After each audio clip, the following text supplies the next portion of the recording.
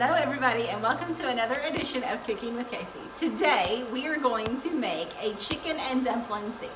So this is a little variation on maybe dumplings you've had in the past, so we're going to put them in a soup version. So I have already got all of my vegetables chopped. So I have my carrots, my potatoes, and my celery just into cubes. Then I have diced an onion, I have my chicken, I have some diced garlic, I have some olive oil, my chicken broth, peas, and some salt and pepper, and of course the dumplings. Okay, so in a large pot I'm going to go on and heat up 2 tablespoons of olive oil. Okay, to that I'm going to add in our onion. And I hope you guys can hear me okay. This cooktop is a little noisy. So, and now I'm going to add in my garlic. So I've just got the olive oil in there, and I'm just going to saute the onions and the garlic. We're going to do that just until they are tender. So this is on a medium-high heat.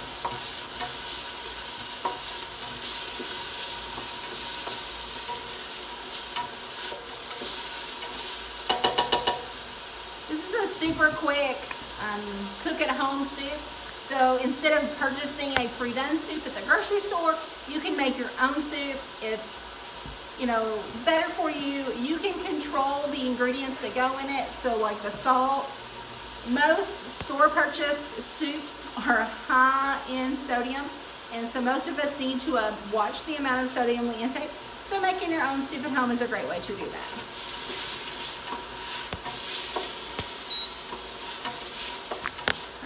Just a little bit. So altogether this recipe cost about $10 to make, and it serves 10 people. So that's less than $1 a serving. So it's a really economical purchase. If you have a large family, it's a great thing to make to feed them. If you have a smaller family, you could always freeze part of this and have it for another meal later.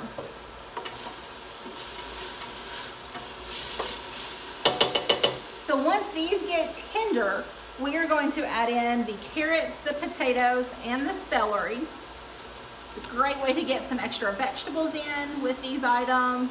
If you've got some of these things left over from other projects, it's a great way to use them up. Okay.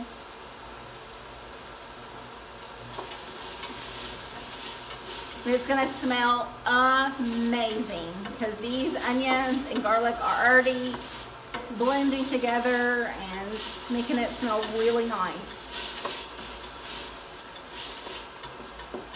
Okay. I'm going to go ahead and add in my potatoes.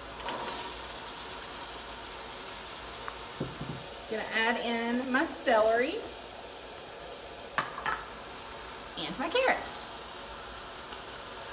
And I'm going to give those a big stir.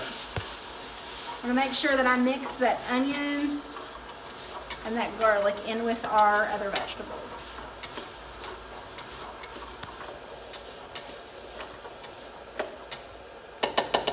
Now we are actually going to let this cook for a few minutes before we add in our chicken broth, okay? You just want to make sure that as you're going with them, you're careful not to burn your vegetables. So you will need to stir them occasionally while you're waiting for them. All right, so our carrots and onions and potatoes and all of that good vegetables in there has been cooking. And so now we are ready to add the broth. So I'm going to pour the broth in, and I'm going to let this come to a boil.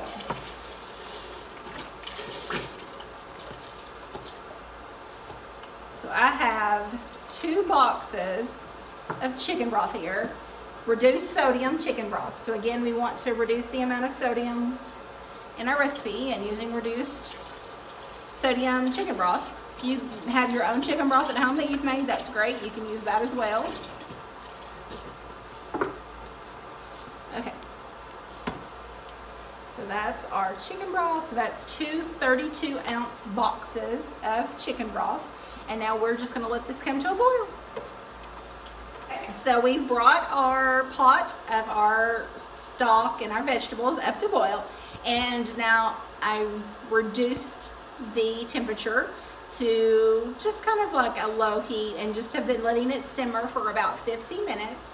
And now I'm going to go on and start adding in our dumplings. Okay.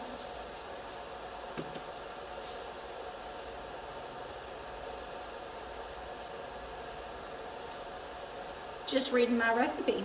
Supposed to add the dumplings in before I did that. So, you know what? It's all right. These are just frozen dumplings from the grocery store, from the freezer aisle, obviously. Now this particular one came in big long strips, and I'm just kind of breaking them in half as I put them in there. You just don't want to add big clumps of them together because they'll stick once you get them in the pot.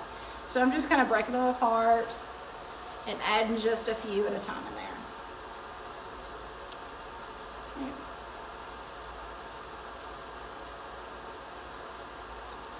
A nice cold night, this will taste amazing. Even if I did put the ingredients in there wrong. It will all be good.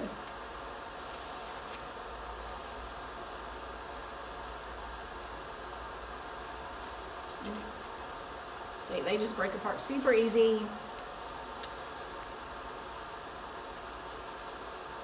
If you've never had frozen dumplings before, this is a great way to get your dumpling fix without having to make a big mess in the kitchen, because dumplings do take a little bit, if you make them from scratch, to make.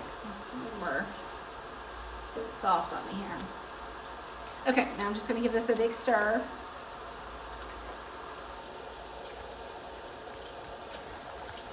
This looks Can we come on in and see? so good. I cannot wait. Oh, that does look good. Okay, so we're going to pretend that we've poured the broth in and we brought it to a boil. Then we added the dumplings, a few at a time. And then we're going to turn down the heat and simmer for about 15 minutes, stirring them often until the vegetables have softened. Ours have already gotten pretty softened because I've already kind of done that first process. It's all right. And now we're just going to go on and add the chicken in. I've just got 2/3 cup of chicken. If you've got some leftover chicken or rotisserie chicken or something, this is a great way to use up some chicken. I'm going to go on and raise my heat back up with my pan. Okay, I'm going to give that.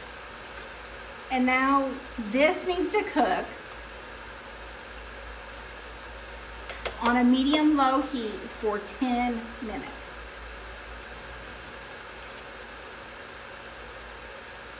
Just careful, just giving things a little stir to make sure, you know, our dumplings aren't sticking together too much. Okay, so we'll see you again in 10 minutes.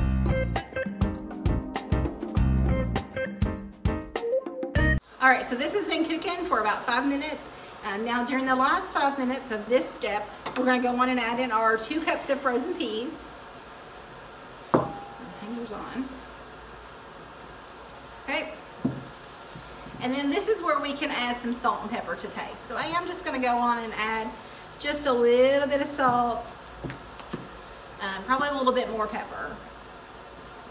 Peppers doesn't add any, you know, sodium or anything to it, but it adds so much flavor. So I like pepper.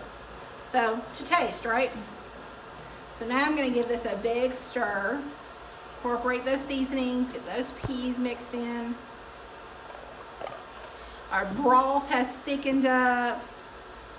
This is looking so delicious.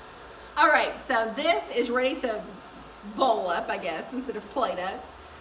So I'm just gonna put some in this bowl so you guys can see how this. So you can see how thick and creamy that broth has gotten, and all those vegetables in there. And of course our yummy dumplings. So doesn't that look so amazing to have on a cold night? There it is. Here's the big pot. So. It's a big pot. So you can see it makes quite a bit. So you can feed, you know, several in your family with this. Or like I said, you could freeze part of this and have it for later. So you get 2 meals out of one here. So it's a great way to use up some of this, right? Cook once, eat twice. That's what I'm all about. So I hope you guys enjoy this chicken and dumpling recipe.